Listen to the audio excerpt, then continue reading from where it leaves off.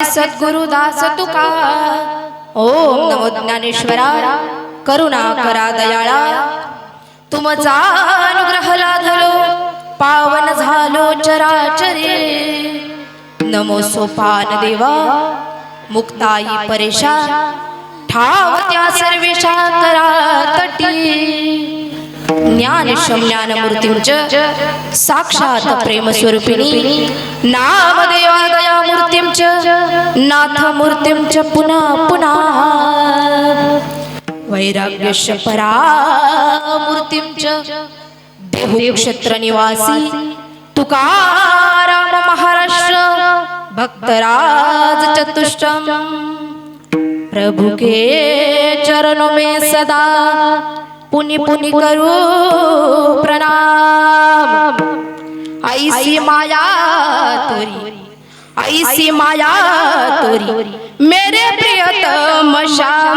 ओ श्याम मेरे प्रियतम श्याम, जोडून या कर पाय ठेवितो माथा, परिसावी विनंती माझे पंढरीनाथा।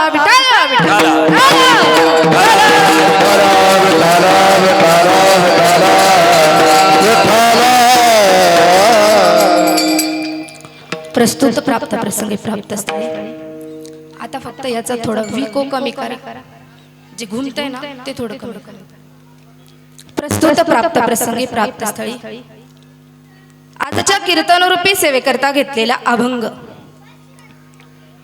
भगवंताचे युगानयुगीचे असलेले लाडके प्रेमी भक्त बरं का, ज्यांनी या भागवत संप्रदायाची पताका, लक्षपूर्वक आहे का, जी लहान पोरं खेळत आहेत ना बरं का, जी लहान पोरं खेळत आहेत ना, त्यांनी एकतर शांत बसा, आता तक तिकडे मंदिराच्या मागे जाऊन खेळा।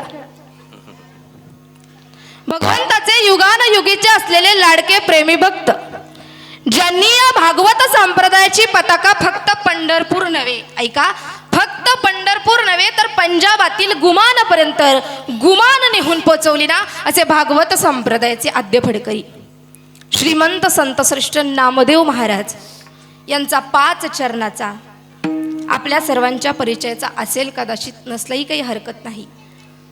अगदी वारकरी संप्रदायाला अनुसरून दुसऱ्या दिवसाची कीर्तनरूपी सेवा या नियमाप्रमाणे संतपर प्रकरणातील संतांचं यथार्थ वर्णन करणारा आहे। विठ्ठल विठ्ठल विठ्ठल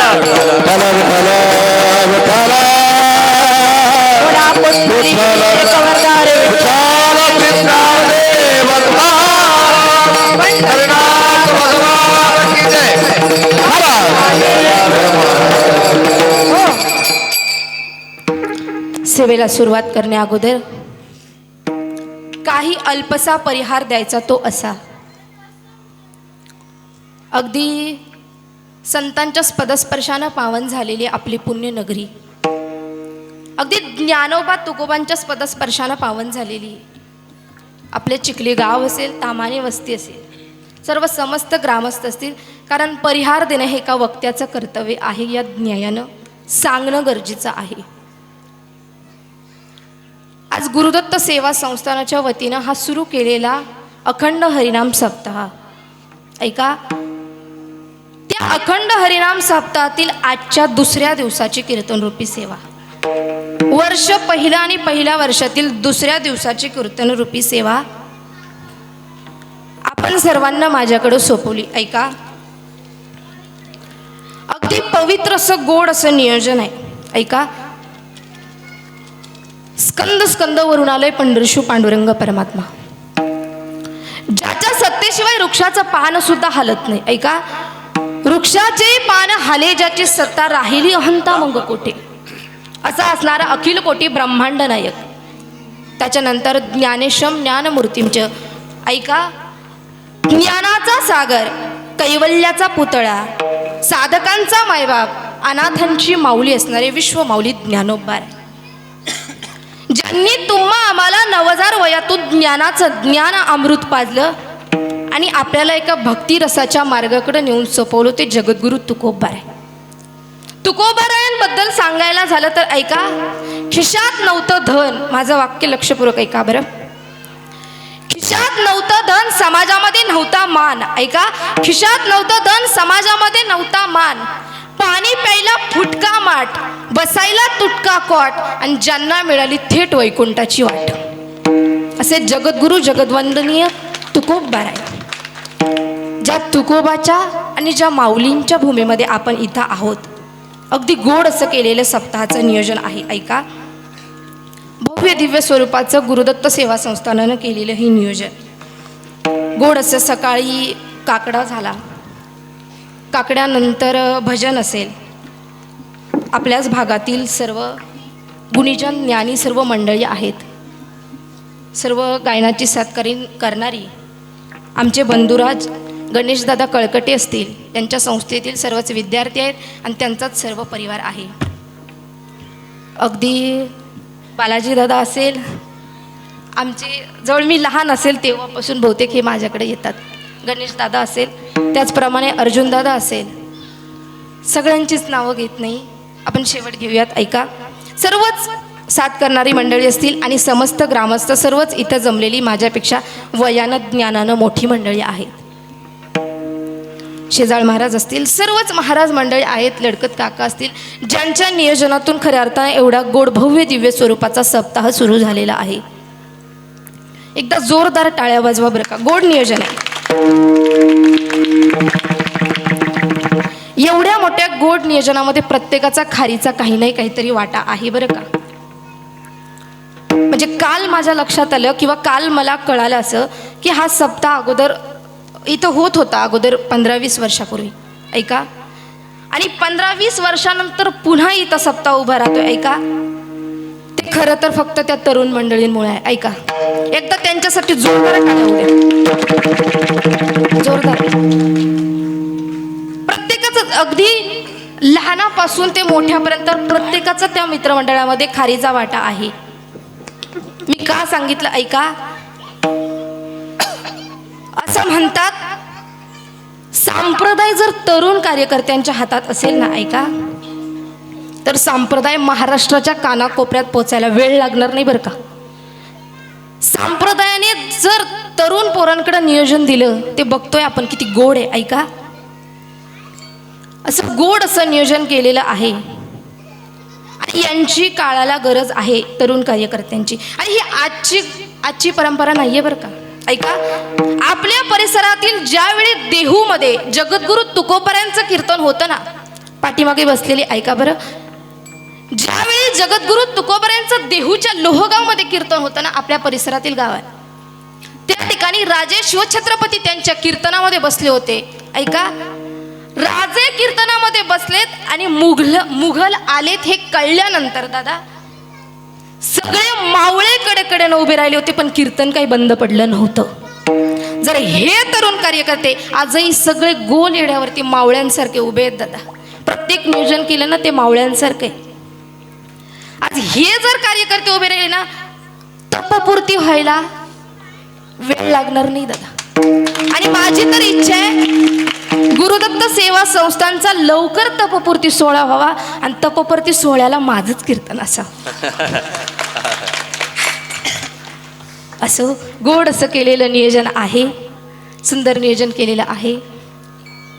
तुम्ही सर्वांनी ही सेवा माझ्यासारख्या बालिकेकडे सोपवली, मी माझं भाग्य समजते. तुम्हा सर्वांच्या चरणावरती नतमस्तक होते आणि सेवेला सुरुवात करते. विठ्ठल विठ्ठल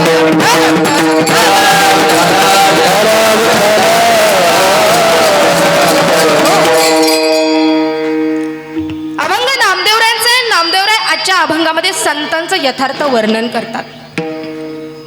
भगवंत हा कृपेचा सागर आहे बरं का, पण ऐका, त्या कृपाळू परमात्म्याची कृपा आपल्यावरती होण्याकरिता आपल्याला मध्यस्थी कोणाची तरी गरज आहे. म्हणजे ऐका, जर आपल्याला वाटत असेल ना की भगवंतानी आपल्यावरती कृपा करावी, तर दादा आपल्याला पहिल्यांदा मध्यस्थी कोणाची गरज असते. कोणतंही काम असू द्या, त्याच्यासाठी मध्यस्थी घालणं गरजेचं असतं. मग जर देवाची आपल्यावर कृपा व्हावी वाटत असेल तर ऐका, मध्यस्थी संतांची गरज घालावी लागेल. आणि ऐका, एकदा का संतांनी स्वीकारलं ना दादा, मग भगवंताची इच्छा नसली ना तरी त्याला कृपा करावीच लागते. बरोबर ना? एकदा संतांना स्वीकारले की त्याला कृपा करावी लागते. हे मी का सांगते ऐका, ज्यावेळी एकटे हनुमानजी येतात अख्खी लंका पेटवून जातात. त्यावेळी तातडीची मीटिंग भरवतो बरं का रावण. सगळ्या सभासदांना महत्वाचा प्रश्न विचारतो. सभासदो, अरे किया किया जाए? वो बंदर अकेला आया और पूरा गांव जला कर गया. अरे किया किया जाए? त्यावेळी रावणाचे सरदार म्हणतात बरं का, सरकार चिंता क्यों करते हो सरकार, हम मर्द बेटे है ना. एकदम असं म्हणतात, हम मर्द बेटे है ना. आता बिभीषण म्हणतो, दादा तुला एक सांगू का? अरे एकटा हनुमानजी येतो, अख्खी लंका पेटवून जातो. त्यावेळी तुझे मर्द म्हणून घेणारे सरकार काही झोपले होते का म्हणे, का पिऊन पडले होते? आता मग बिभीषणाचा मुद्दा रावणाच्या लक्षात आला. म्हणले खरं आहे रे दादा, तुझं खरं आहे. म्हणले काय करू मी? ऐकाल म्हटले माझं, सांग तर. आणि मग बिभीषणजी सांगतात, ऐका, आपणही ऐकलं पाहिजे. निघाल्या श्रीरामा शरण, सकळ कुळाचे कल्याण, तुमचा आय वाचेल प्राण, कुंभकर्ण जगेल.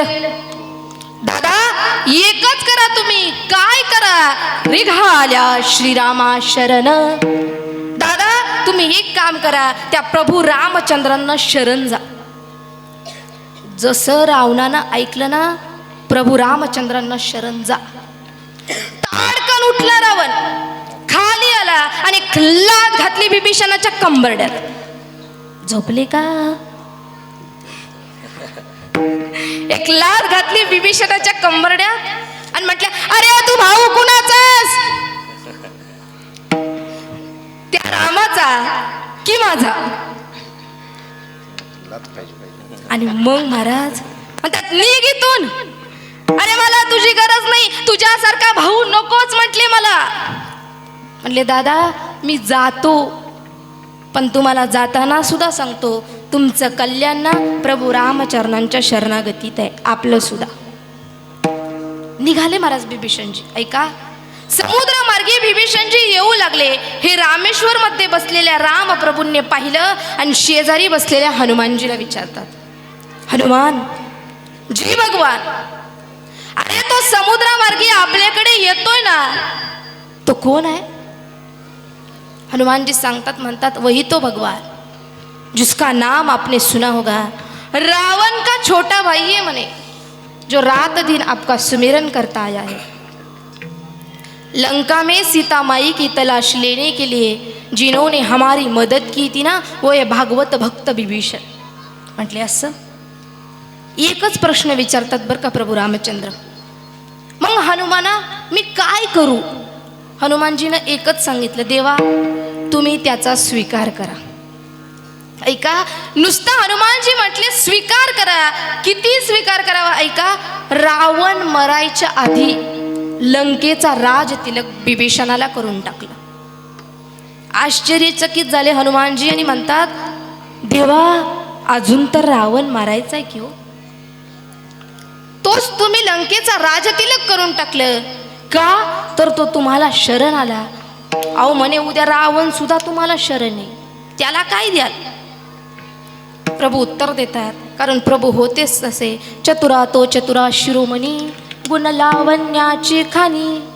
प्रभू चतुर होते. प्रभू उत्तर देतात, ऐका, आयो बिभीषण शरण, कियो लंकादान. आज बिभीषण शरण आला तर लंकेचं दान दिलं, उद्या रावण शरण आला तर काय दिलं? म्हणले, आयो रावण शरण, करूंगा अयोध्या दान. म्हणले आजही माझ्या अयोध्येची गादी रिकामीच आहे. म्हणजे आता मला फक्त एक सांगा, तुम्ही सगळं ऐकून घेतलं, मला सांगा कोण होता हो बिभीषण? कोण होता? कोण? तुम्ही बोला बरं. झोपले का? वैऱ्याचा सख्खा लहान भाऊ होता, शत्रूचा सख्खा लहान भाऊ होता, पण शत्रूच्या सख्या लहान भावावरती सुद्धा देवाची कृपा होते. याला कारणीभूत कोण आहे? बोला ना. याला कारणीभूत कोण आहे? संत हनुमानजी. विठ्ठल विठ्ठल विठ्ठल.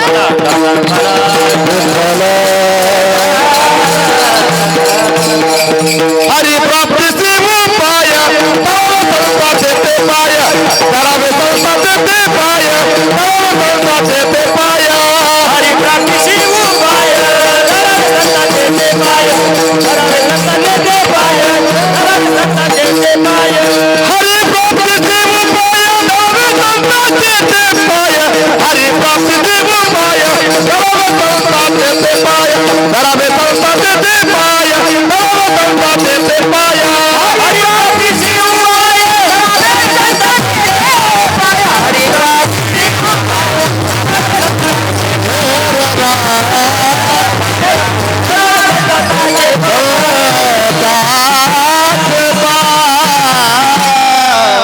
हरि प्राप्तीसी उपाय धरावे संतांचे ते पाय. म्हणजे आपल्याला वाटत असेल ना की जीवावरती देवाची कृपा व्हावी तर आपल्याला सगळ्यात पहिले संतांचे पाय धरले पाहिजेत. जाऊ द्या, याच्याही पुढे जाऊन थोडं व्यवहारात सांगते. रामायण आणि महाभारत आपल्या समजण्याचा विषय नाही. बरोबर ना? रामायण महाभारत आपल्या समजण्याचा विषय नाही, पण थोडक्यात सांगून जाते. रामायण म्हणजे काय, महाभारत म्हणजे काय, दोनच वाक्यात ऐकायचं. ऐका, महाभारत म्हणजे काय? भावाचं ते भावाचं, म्हणजे माझ्या भावाचं ते सुद्धा भावाचं आणि माझं सुद्धा भावाचं, याचं नाव आहे रामायण. महाभारत म्हणजे माझं ते माझं आणि माझ्या भावाचं सुद्धा माझं, याचं नाव आहे महाभारत. लक्षात येतंय?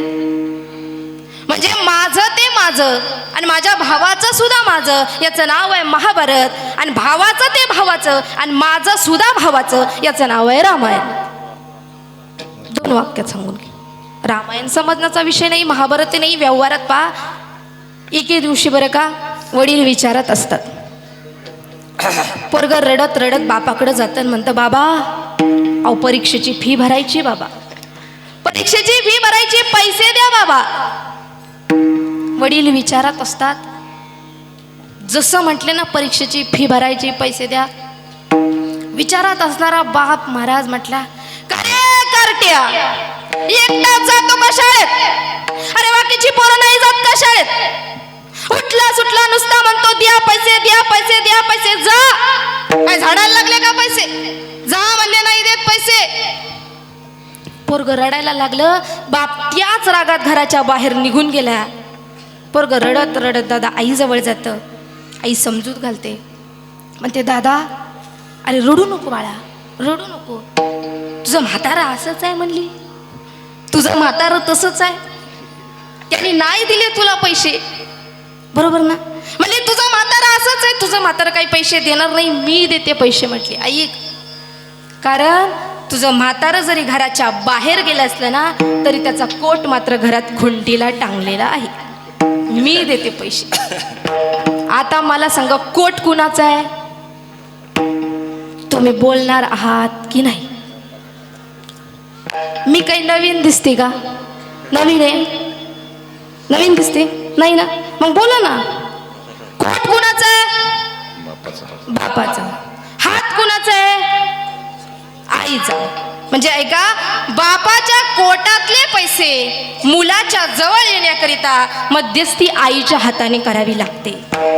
आता उपमा लावा. ऐका, भगवंत रूपी बापाच्या कोटातले पैसे, लक्षपूर्वक ऐका, भगवंत रूपी बापाच्या कोटातले पैसे मुलाच्या जवळ येण्याकरिता मध्यस्थी संत रूपी आईच्या हाताने करावी लागते. मग ऐका, जे तुमची आणि आमची त्या भगवंतासोबत भेट घालून देतात ना, ते असतात तरी कसे? अभंगाचा प्रथम. सर्वावती पाहे एक वासुदेव, पुसोनिया ठाव हंतेचा, जे जे भेटे भूत ते ते मानी जे भगवंत, हा भक्ती योग निश्चिंत जाण माझा. जे तुमची आमची भेट घालून देतात ना ते असतात कोण? तर ते आहेत संत. ते असतात कसं याचं वर्णन केलं. सर्वाभूती पाहे एक वासुदेव. संतांचं वर्णन करत करत आपल्याला पुढं जायचं. ऐका, ज्यांनी सर्व भूमात्रात वासुदेव पाहतात. जे जे भेटे भूत, जे जे भेटेल भूत, ज्याला ज्याला जे जे भेटेल त्याला ते ते भगवंत मानतात ना, त्यांना संत म्हणतात. याच्या पुढं पहा, विश्वमाऊली ज्ञानोबाराय ज्यावेळी शुद्धीपत्र आणण्याकरिता पैठणला गेले होते ना, ऐका, पैठणवरून माघारी येताना एका ब्राह्म व्यक्तीनं पाहिलं आणि ब्रह्म व्यक्ती म्हणाला, का रे म्हणले पोरांना तुमची नावं काय? माऊली ज्ञानोबारायांनी सहज सांगितलं, म्हटले माझं नाव का? माझं नाव ज्ञाना. निवृत्तीदादा म्हटले माझं नाव निवृत्तीदादा. सोपानानं म्हणावं माझं नाव सोपाना. मुक्ताईनं म्हणावं माझं नाव मुक्ताई. म्हटले असं, नावं तर फार सुंदर आहेत म्हणे तुमची, पण नावात काय विशेष आहे म्हणे. नावं सुंदर आहेत म्हणली, पण नावात काय विशेष आहे? अरे ज्ञाना, तो पखालीला पाणी वाहणारा रेडा दिसतोय ना म्हणे. रेडा कळतो ना तुम्हाला? बरोबर. म्हशीचं रेडकू वेगळं आणि गाईचं वासरू वेगळं, बरोबर. तो पखालीला पाणी वाहणारा रेडा दिसतोय ना, तो रेडा, अरे त्याचंही नाव म्हणले ज्ञानाच आहे. म्हणजे त्याचं नाव ज्ञाना, तुझंही नाव ज्ञाना.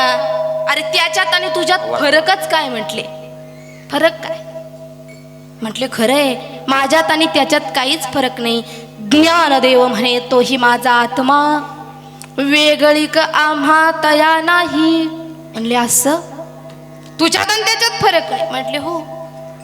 अरे मग तू जर ब्राह्मण आहेस ना, तर तुला वेद जाणता येत असतील? म्हटले हो. मग तुला जर वेद जाणता येतात ना, तर मग तुला जे वेद येतात ना, तर ते त्या रेड्याला यायलाच हवेत. म्हटले का नाही येणार? आणि ऐका, आश्चर्य घडलं. माऊली ज्ञानोबारायांनी त्या रेड्याच्या मस्तकावरती हात ठेवला. आता फक्त शिट्टी मारून देऊ नका, आवाज कमी असेल तरी चालेल. म्हटले तुझ्यात आणि त्याच्यात, आता विको झाला.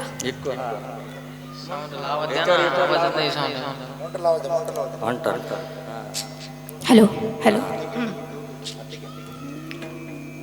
म्हणजे तुझ्यात आणि त्याच्यात काही फरक नाही, तर तुला जे वेद येतात ते यायला हवेत. आणि आश्चर्य घडलं ऐका, माऊली ज्ञानोबारायांनी त्या रेड्याच्या मस्तकावरती हात ठेवला आणि ऐका, तो रेडा वेद बोलू. रेड्या मुखी वेद वदविला, गर्वद्विजांचा हरविला. ऐका, माऊली ज्ञानोबारांनी रेड्याच्या मुखातून वेद बोलवले. याच्या पुढं पहा, ऐका, ज्यावेळी नाथ बाबा, प्रत्येक संतांचं सांगून आपल्याला पुढं जायचंय. नाथ बाबांचं पहा, ज्यावेळी नाथ बाबांनी काशीहून आणलेली कावड रामेश्वरला चालले होते बरं का, अर्पण करण्याकरिता. वाटेमध्ये त्यांनी एक तहानलेलं गाढव पाहिलं. त्या गाढवाचा आत्मा पाण्याकरिता व्याकुळ झालेला बरं का. तो आत्मा माझ्या नाथ बाबांनी जाणला आणि ती पवित्र कावड त्या अपवित्र गाढवाच्या मुखात ओतली. हे शेजारच्यानं पाहिलं. तसं शेजारचा नाथ बाबांना म्हणाला, अहो कळतं की नाही म्हणे तुम्हाला, इतकी पवित्र कावड जी आपण काशीहून आणली रामेश्वरला अर्पण करण्याकरिता, ती तुम्ही या अपवित्र गाढवाच्या मुखात ओतली म्हणे, कळतं की नाही तुम्हाला? नाथ बाबांनी गोड उत्तर दिलं. म्हटले खरं सांगू का, हे अपवित्र गाढव असेल तुमच्यासाठी म्हटले, पण मला ना या गाढवाच्या मुखामध्ये माझा रामेश्वरच दिसला हो.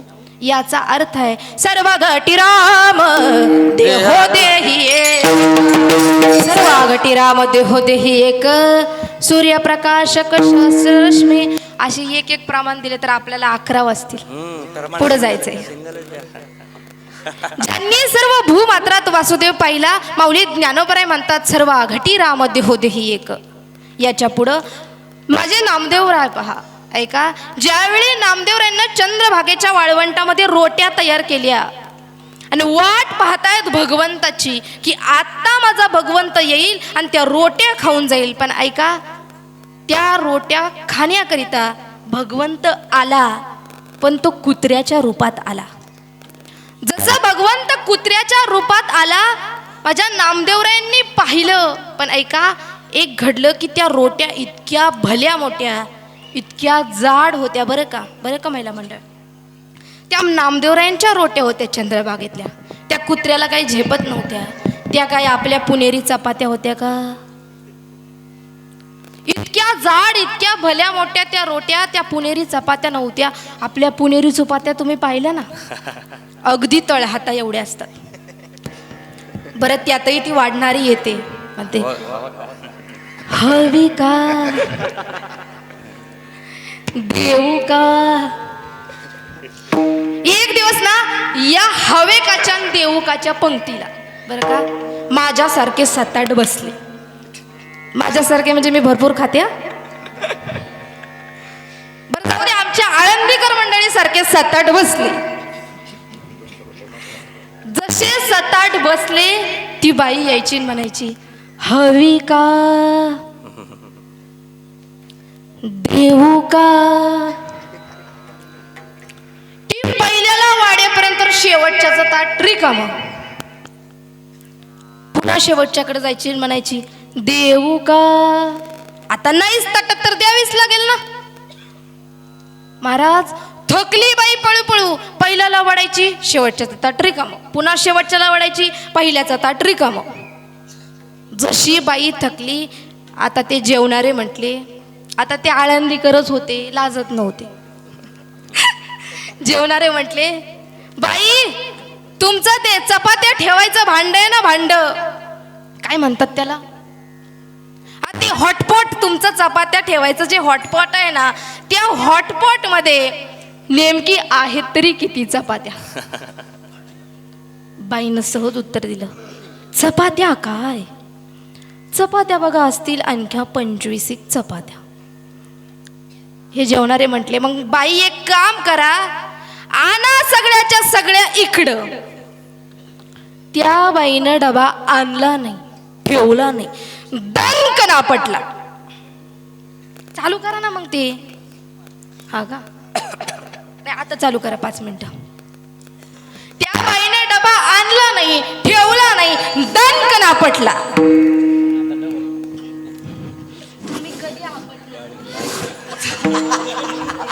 तुम्ही कधी आपटणार ते. दणकन आपटला आणि बाई आतमध्ये गेली. बरं जाताना एकटी नाही ना गेली आणि गप्पाही नाही बसली. तिचा अंगणामध्ये 4-5 वर्षाचं पोरग खेळत होतं. जसं धरलं तसं आतमध्ये ओढत नेलं. बरं नेऊ नाही, गप्प नाही बसली. 2-4 ठोके टाकायची, डोळे मोठे करायची आणि म्हणायची मागशील चपाती गाढवा की टाक ठोका. तुम्ही जाग राहा, बाकीचे जागे होते. पुन्हा डोळे मोठे करायची, पुन्हा म्हणायची अरे मागशील चपाती नालाय का की टाक. पुन्हा 4-5 ठोके टाकायची, पुन्हा डोळे मोठे करायची आणि मग म्हणायची अरे मागशील चपाती मूर्खा की टाक ठोका.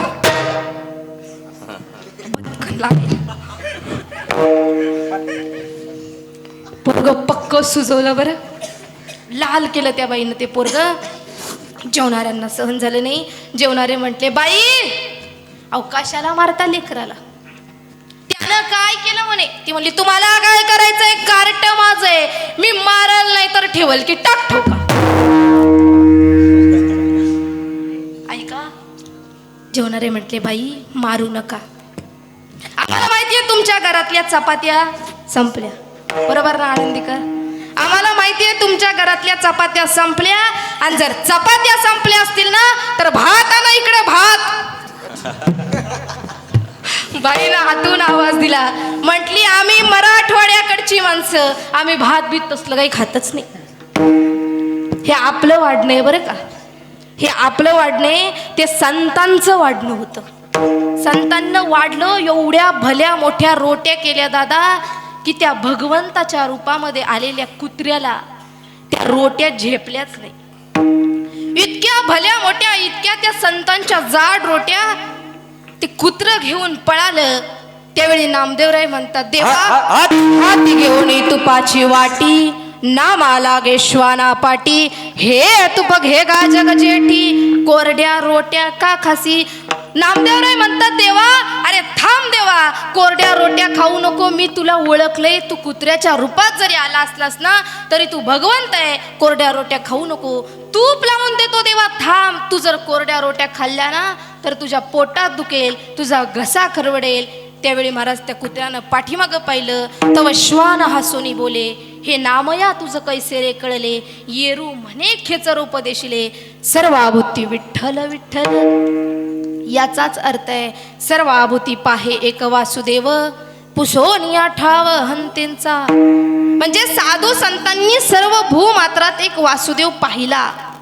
म्हणूनच मी म्हणते बरं का, माझ्या देशाची श्रीमंती संत आहे, माझ्या देशाची श्रीमंती संत आहे, माझ्या देशाचा स्वाभिमान ग्रंथ आहे. हिंदुस्थानातले संत कुठेही जाऊ द्या बरं का दादा, आपला स्वाभिमान कधीच विसरत नाही. आणि हिंदुस्थानामध्ये दिवसाचा 100च रुपये कमवणारा मजूर असू द्या बरं का, 100च रुपये दिवसाचे कमवू द्या, पण इमानदारीनं कमवतो, इमानदारीनं कमवतो. आलेल्या अतिथीचा सन्मान करतो, भावाचं लग्न लावतो, भावाला शिक्षण देतो, बहिणीचा थाटामध्ये लग्न लावतो, बायकोचा सांभाळ करतो, मुलाचा सांभाळ करतो. म्हणून तर म्हणतात ना, अरे भारतासारखी भूमी नाही, अरे भारतासारखी भूमी नाही, हिमालयासारखा पर्वत नाही, भारतासारखी भूमी नाही, हिमालयासारखा पर्वत नाही, ज्ञानोबा तुकोबा सारखे संत नाही, ज्ञानेश्वरी गीता भागवतासारखे ग्रंथ नाही, आणि शूरांच्या वीरांच्या रक्तानं पावन झालेली भारताशिवाय दुसरी भूमी. पावन तो देश जेथे हरीचे दास जन्म घेती. इतका पवित्र आपला देश आहे ना. मग अशा साधू संतांनी सगळ्या सर्व भूमात्रामध्ये एक वासुदेव पाहिला आणि अहंतेचा ठाव पुसून टाकला. आता तुम्ही म्हणताल अहंता म्हणजे काय? अहंता म्हणजे मीपणा. पण साधू संतांच्या ठिकाणी अहंता अहंकार नव्हताच हो. माऊली ज्ञानोबा सांगतात, मी आणि माझी आठवण विसरले जयाचे अंतकरण, पार्था तो संन्यासी जान निरंतर, वृक्षाचे पान हाले ज्याची सत्ता, राहिली अहंता मग कोठे. अरे झाडाचं पान सुद्धा त्या भगवंताच्या सत्तेशिवाय हालत नाही ना दादा, मग अहंता राहीलच कशी? मग ऐका, ज्यांनी सर्व भूमात्रात एक वासुदेव पाहिला, दादा सिस्टीम प्लीज हालू नका बरं का, ज्यांनी सर्व भूमात्रात एक वासुदेव पाहिला आणि अहंतेचा ठाव पुसून टाकला, ते आहेत तरी कोण? अभंगाचं दुसरं. तोच खरा साधू आहे बरं का, तोच संत साधू ओळखावा निका, यरते ऐका मायाबद्ध. तोच खरा साधू आहे आणि तोच खरा संत आहे. ज्यांनी आपल्या जीवनातले षटविकार धुतले ना त्याला साधू म्हणतात, त्याला संत म्हणतात. काम क्रोध लोभ मद मत्सर मोह माया ज्यांनी धुवून टाकले ना दादा, त्याला साधू म्हणतात, त्याला संत म्हणतात. याच्या व्यतिरिक्त तुम्ही आम्ही साधूही नाही संतही नाही. याच्या व्यतिरिक्त आपण मायेने ग्रासलेले संसारातील जीव आहोत. मी मायेने ग्रासलेले का म्हटलं, म्हणजे आपण मायेच्या ताब्यात आहोत. कदाचित तुम्हाला पटणार नाही, पटवून देते ऐका. मायेने ग्रासलेले का आहोत? व्यवहारात पहा, एके दिवशी महाराज एक म्हातारी पंढरीच्या वारीला निघाली बरं का. हे अध्यक्ष त्या म्हातारीच्या दारात गेले आणि म्हातारीला म्हणतात, आजीबाई यंदा वारीला जायचंय, वारीला यावं लागेल तुम्हाला, तुमचं नाव लिहिलं दिंडीमध्ये. म्हातारीनं मान्य केलं. 70 वर्षाची म्हातारी दादा वारीला निघाली. 70 वर्षाची म्हातारी म्हटली, ठीक आहे बाबा येते, बाबा येते. मान्य केलं. पण ऐका, जसा दाण्याचा दिवस आला, सगळे भाविक जमले, पण म्हातारी काही अजून आलीच नाही. हे अध्यक्ष म्हातारीच्या दारात गेले आणि म्हातारीला म्हणतात, आजीबाई अहो चला की वारीला. निघाले सगळे. ती म्हणती, आले बाबा आले, तू हो मोर हो मोर. म्हणले ठीक आहे. म्हातारी निघाली, पण म्हणली माझी सून आहे घरामध्ये 55 वर्षाची. म्हातारी किती? म्हातारी 70 वर्षाची, सून 55 वर्षाची. तुम्ही जागे आहात ना? 55 वर्षाची सून होती. म्हटली बस सुनेला काही सूचना द्यायच्यात, बस तेवढ्या सांगते. पूर्वी काळ सासूचा होता, आता तसा काळ काही राहिलेला नाही. आता 2025 नंतर तर काही सासूचा काळ राहिलेला नाही. आणि हे मी सांगत नाही. आमच्या गुरुवर्य सोनाली दिदी करपे सांगायच्या, आता इथून पुढं काही सासूचा काळ राहिलेला नाही, म्हणून इथून पुढं कुणीसुद्धा सासूला सुनेला धुसफूस करायची नाही, तिला पाण्यात बघायचं. हे मी नाही बरं का, माझ्या गुरुवर्य सोनाली दिदी करपे सांगायच्या, म्हणून तिला पाण्यात बघायचं.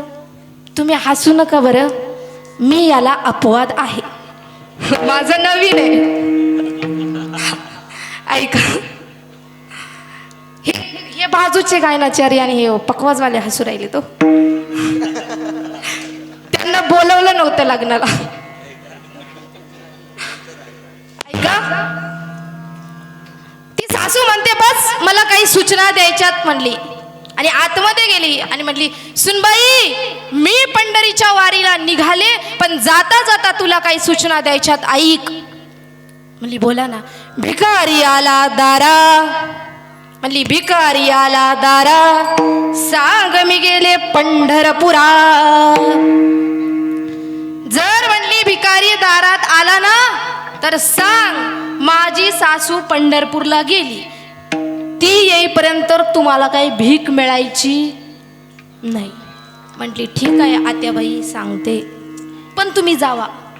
म्हणली थांब, अजून सूचना क्रमांक 2.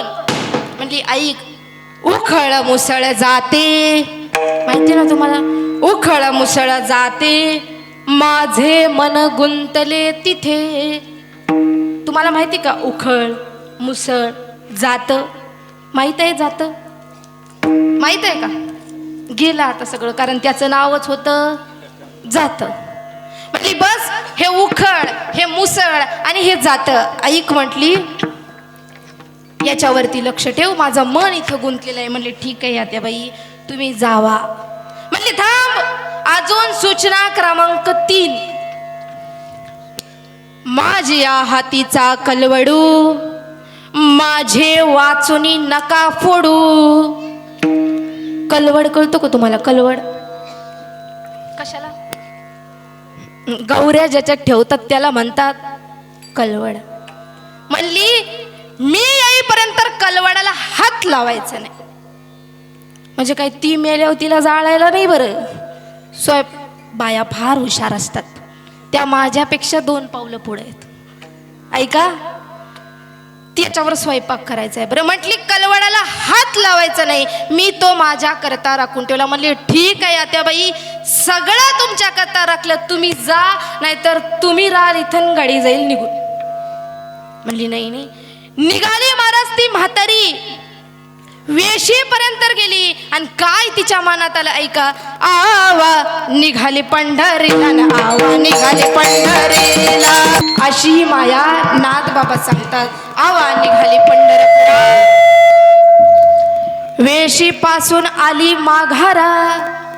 महाराज म्हणजे ऐका, ही म्हातारी सुखरूप सागराकडे निघाली होती, पण ती दुःखरूप सागराकडे परत येते. मला सांगा तिला परत आणणारं कोण होतं? मुलं होती का? नाही.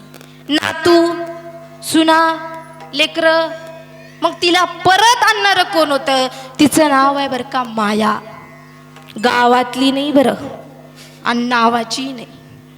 जी नाही ते दाखवते ऐका, जी मीपणा अहंकार दाखवते ना, तिचं नाव आहे माया. ही माया, ज्या मायेच्या ताब्यामध्ये आपण अडकलेलो आहोत, पण ती माया साधू संतांच्या पायाची दासी. तुका म्हणे माया होय दासी लागे पाया, ज्ञानदेव म्हणता माया गेली समूळ विलया. तुका म्हणे माया होय दासी लागे पाया, अशी ही माया साधू संतांच्या ताब्यात आहे, आणि आपण त्या मायेच्या ताब्यात अडकतो ना. म्हणून नाथबाबा म्हणतात येरते ऐका मायाबद्ध, या मायेच्या जाळ्यामध्ये अडकू नका. हे संतांचं दुसरं वर्णन आहे. याच्या पुढे नामदेवराय संतांचं 3रं वर्णन करतात. म्हणतात साधू संतांना धन माती समान होते, खल्या धन मृत्यू के समान, नवविधा रत्न जैसे धोंडे. ज्यांना धन माती समान होतं आणि रत्न दगडा समान होतं ना दादा, ते होते साधू आणि ते होते संत. मग या साधू संतांनी काय केलं ऐका, या साधू संतांनी काम आणि क्रोधाला घराच्या बाहेर काढलं आणि घरात कोणाला राबवलं तर घरात शांतीला राबवलं. मग एकदा का घरामध्ये शांतीला राबवलं आणि काम क्रोधाला घराला बाहेर काढलं ना की आपला हा देह अख्खा नामाने भरतो. म्हणून नामदेवराय म्हणतात, नामा म्हणे नाम गोविंदाचे वाचे, विसंबेना त्याचे क्षण मात्र विठोबा रखुमाई.